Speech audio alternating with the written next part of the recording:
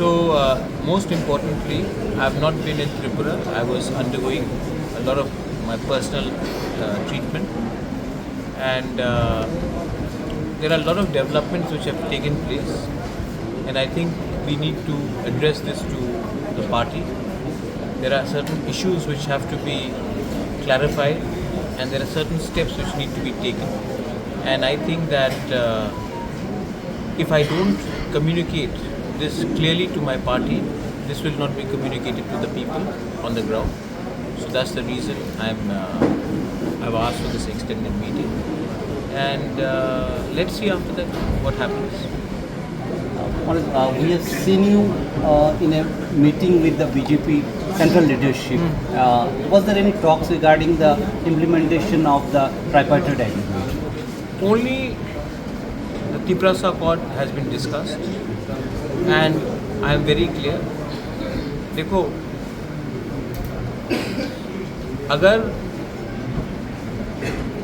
मैं अपने MDC, MLA और कुछ लीडर्स के लिए कुछ मांगूंगा और अपने लोगों के लिए कुछ नहीं मांगूंगा, जिसने हमें इस पोजीशन में लाया है, देन मेरा नाम, मुझे बुबागरा अपने आप को बोलने का कोई अधिकार नहीं है. If these people are serious, they should implement the Tiprasa Accord. I have a lot of respect for the Prime Minister of India and the Home Minister of India, but if the Tiprasa Accord is not implemented, then I think we will have to decide in the next course of action. It's already 2.5 years. No. The point is, we all know what happened in TTATC elections.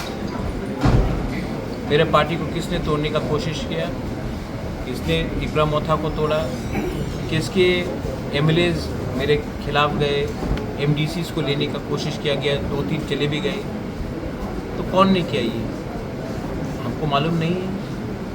मैं जानता नहीं हूँ कि मेरे ऊपर कितना personal attack किया गया, लेकिन वो सब मैं भूलने के लिए तैयार हूँ अगर आप हमारे तिपरासा लोगों को तिपरासा अकॉर्ड में अपना कॉन्स्टिट्यूशनल राइट दे.